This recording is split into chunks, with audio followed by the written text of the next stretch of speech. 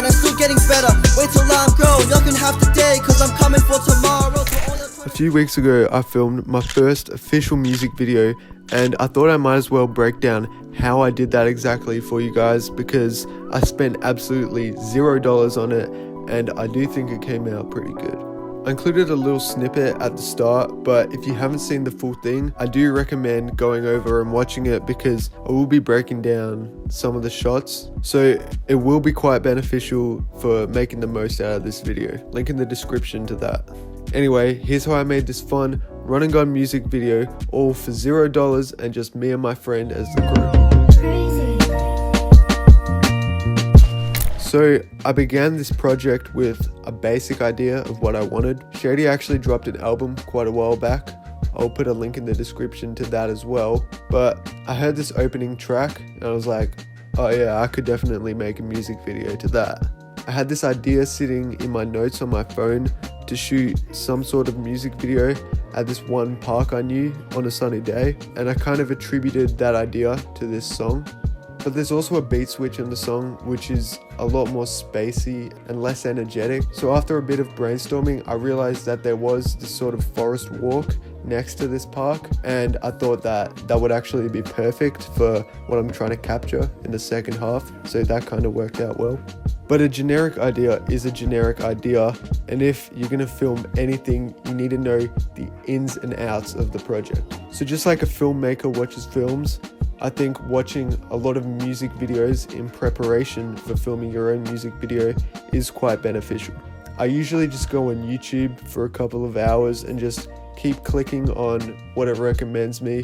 Usually the music videos that you see aren't particularly great, but because they're so short, you're able to watch quite a fair bit of music videos in a short amount of time. You can even skip through them if you want, and occasionally you will get one or even a shot from one that inspires you. And once you get inspired by a music video, the best thing to do is to just screenshot that shot or copy the YouTube link and put that into some sort of collage or mood board. I like to use Milanote because I find it's very easy to put stuff together. I am using the free version of that though, but you can use Word, Google Docs, whatever, it doesn't really matter. So that's basically it for the inspiration. I know they say pre-production will make or break your video, and I do agree with that to an extent. With music videos like these, I really do enjoy the run and gun approach. It's a fun experience to just go around and find cool looking frames on the day, and it is quite a fair bit easier than fully planning out the music video, but that does come with a price. You basically have to know exactly what you want and how it will fit into the video so that you don't stuff up on the day. Look, I'm not trying to make this project seem perfect. I felt like there were a few elements that did degrade the music video, and I attribute most of that to skipping a few steps in pre-production. Even with a run and gun style music video like this was, you do need to know what type of shots you're getting and make a shot list. This doesn't have to be overly strict, but it's more like a guideline, so on the day you can look at it and know what you need to get. But pre-production isn't just shot lists. You have to know how your day is going to run. Thinking, oh, this is a run and gun, it doesn't really matter. I did skip scouting out the location, which was quite a big mistake. In my mental idea of the music video, I kind of relied on this one shot at a staircase that I saw on Google Maps. When it did come to the shoot day, that staircase was nowhere to be found. Setting a time to shoot the video was the hardest part I found. Kept delaying it for one reason or another, and I finally said, that's it, and just set a day to shoot it. Sometimes I do think getting it done does triumph over making it perfect, and more chances than not, if you're watching this video, it's because you want to become a better filmmaker. And so my biggest tip of advice is the more you film, the more you learn. So if you've ever shot anything in your life, you would agree with me that on set, every single tip and every idea you have about filmmaking kind of just goes out the window. Honestly, this day went a lot smoother than I expected, but I'd be lying if I said things did not go wrong. So we began the day at 8:30 a.m. sharp because I had something on later that day, and so basically that meant we were shooting out in the freezing cold. But in hindsight, this time actually did work out pretty well because you get that nice sunny feel without overly harsh light. I was lucky enough to borrow an FX30 for the shoot, which I honestly do think helped a lot in post-production because I find Sony cameras make color grading that much easier. Something I did wish I would have done though is to bump up my exposure to at least +1. If you're unfamiliar with how exposure on cameras work is you typically want to keep your shot between -2.0 and +2.0. It does indicate when you go over or under in the FX30, but for a lot of the time I had the shots at or under 0 on a sunny day, which definitely was not optimal because I had to keep pushing the gamma up in post, which if you do that too much, it does break your footage and it gets really pixely and just doesn't look great. Also, on a side note, this wasn't even summer, we shot the video in winter, so we were pretty lucky to get a nice clear blue sky for the shoot. Anyway, I got a couple of shots around the place. One is just a performance in a wide open field of grass where he was just walking back and forth. And I told Shady to walk back and forth because I wanted to add that extra bit of movement to the shot with the tracking motion. And also I was continuously zooming in and out, which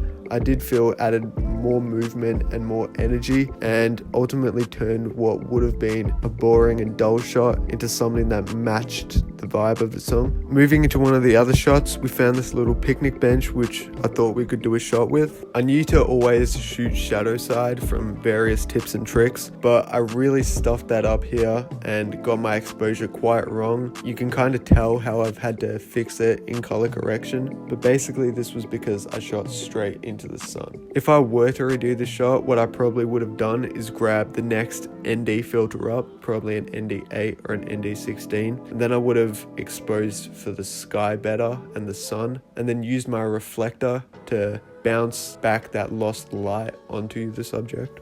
Anyway, that's basically it for this section of the video.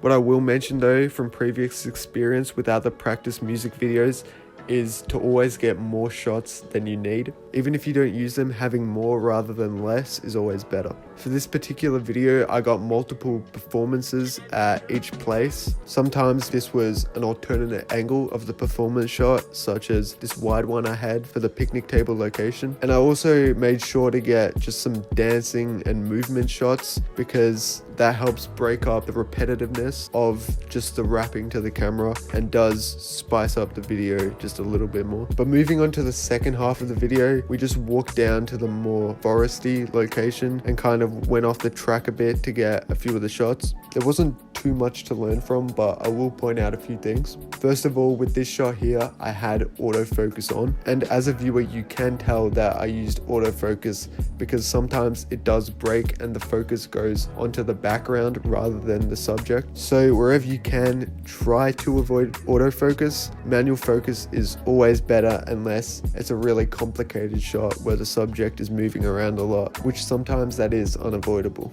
Going down the track, we found this cool BMX jump, and one of the shots I got there did turn out to be my favorite shot of the entire video. That shot I am probably using as a thumbnail to this video actually. I found that when I took the camera a fair distance away and zoomed in with that low aperture, it really accentuated the bokeh in the background and just made the subject stand out a lot more, which is really handy to know if I want that blurred background effect. Again, I got a few alternate shots here and some dancing b-roll just to spice things up. And because, as I mentioned before, the second half is a lot more spacey, I did shoot the majority of my shots in slow-mo, whether that was 50 frames or 100 frames a second. You can definitely tell I was inspired by the Lyrical Lemonade Strike music video here. A few of the shots do look quite similar. Anyway, the whole shoot probably took about 2.5 hours, so pretty good on time, I reckon. I feel like I've been talking for ages now, so to go in depth on post-production will probably take me even double this time, so I might save that for another video. But do stick around though, if you don't want to miss out on that. I would recommend hitting subscribe and turning notifications on. But this is basically my new YouTube debut, so if you could leave a like, subscribe, comment, whatever, I would really appreciate it. And give me some feedback if there's anything I should improve for the next video, or if there's anything you want to see in my editing / color grading breakdown. So yeah, catch you in the next one, I guess. I don't really have anything cool to say.